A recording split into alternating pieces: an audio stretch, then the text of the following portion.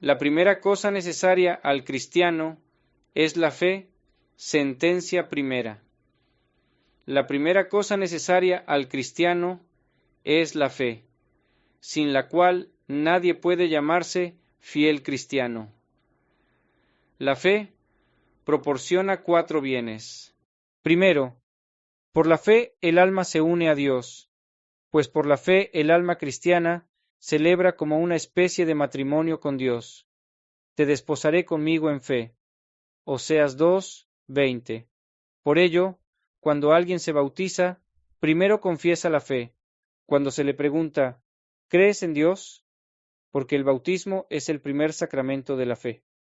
Por eso dice el Señor, el que crea y sea bautizado, se salvará. Marcos 16:16. Pues bautismo sin fe de nada sirve. Nadie es grato a Dios sin la fe. Sin la fe es imposible agradar a Dios. Hebreos 11:6. Y así Agustín. San Agustín, doctor de la Iglesia, nacido en Tagaste el 13 de noviembre del 354 y muerto en Hipona el 28 de julio del 430. Después de una juventud extraviada vivida en Cartago, marchó a Roma el 383 y de aquí a Milán, donde conoció a San Ambrosio, quien le bautizó el 387. Son de particular importancia para la teología sus obras polémicas contra los maniqueos sobre el origen del mal, contra los donatistas sobre los sacramentos y de la Iglesia, contra los pelagianos sobre el pecado original, la gracia y la predestinación, sin olvidar su imperecedero De Trinitate, sobre ese inefable misterio central de la fe cristiana, retomando el tema acerca de Romanos 14:23. Todo lo que no procede de la fe es pecado. Comenta, donde no se reconoce la verdad eterna e inmutable, es falsa la virtud incluso en medio de costumbres excelentes. Segundo, por la fe se incoa en nosotros la vida eterna, pues la vida eterna no es otra cosa que conocer a Dios. Dice el Señor, esto es la vida eterna, que te conozcan a ti único Dios verdadero. Juan 17:3. Este conocimiento de Dios empieza aquí por la fe, pero logra su plenitud en la otra vida, en la que le conoceremos como Él es. Por ello se afirma en Hebreos 11:1, la fe es fundamento de lo que se espera. Por tanto, nadie puede llegar a la bienaventuranza, que consiste en el conocimiento de Dios, si primero no lo conoce por la fe. Bienaventurados los que sin haber visto han creído. Juan 20:29. Tercero, la fe dirige la vida presente. Para que el hombre viva bien, ha de tener los conocimientos necesarios para vivir bien, y si se viera forzado a adquirirlos todos por medio del estudio, o no lo lograría, o sólo tras largo tiempo. Pero la fe enseña todo lo necesario para vivir bien, que hay un solo Dios, que premia a los buenos y castiga a los malos, que existe otra vida, etc. Todo lo cual nos estimula a practicar el bien y evitar el mal. Mi justo vive de la fe. Habacuc 2:4. Es evidente, ningún filósofo antes de la venida de Cristo, aun con todo su esfuerzo, pudo saber acerca de Dios y de las cosas necesarias para la vida eterna, lo que después de su venida sabe cualquier viejecilla por medio de la fe. Por eso dice Isaías, la tierra está llena de conocimiento del Señor. Isaías 11:9. Cuarto, con la fe venceremos las tentaciones. Los santos por medio de la fe vencieron reinos. Hebreos 11:33. Esto está claro. Toda tentación procede del diablo, del mundo o de la carne. El diablo te tienta para que no obedezcas a Dios, ni te sometas a Él, tentación que la fe elimina, pues por la fe conocemos que Él es Señor de todos y que por tanto hay que obedecerle. Vuestro enemigo, el diablo, merodea buscando a quien devorar, resistidle firmes en la fe. Primera de Pedro 5:8. El mundo tienta o incitando con la prosperidad o amedrentando con las dificultades. lo vencemos por medio de la fe, que nos hace creer en otra vida mejor que ésta. Por ello despreciamos la prosperidad de este mundo, y no tenemos dificultades. La victoria que vence al mundo es nuestra fe. 1 Juan 5:4. Además, nos enseña a creer en males mayores, los del infierno.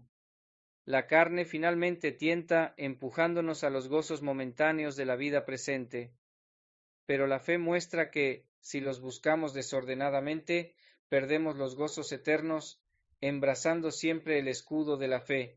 Efesios 6:16. De todo lo cual resulta que es muy útil tener fe. Pero objetará alguno: es necedad creer lo que no se ve. Las cosas que no se ven no deben creerse. Respondo: en primer lugar, la misma limitación de nuestro entendimiento resuelve esta dificultad, pues si el hombre pudiese conocer perfectamente por sí mismo todas las cosas visibles e invisibles, sería necedad creer las cosas que no vemos. Pero nuestro conocimiento es tan débil que ningún filósofo pudo jamás investigar totalmente la naturaleza de una mosca, y así se cuenta que un filósofo vivió 30 años en soledad tratando de conocer la naturaleza de la abeja. Si nuestro entendimiento es tan débil, no es necedad empeñarse en creer de Dios tan solo lo que el hombre puede averiguar por sí mismo, sobre lo cual leemos: grande es Dios, y sobrepasa nuestro saber. Job 36:26.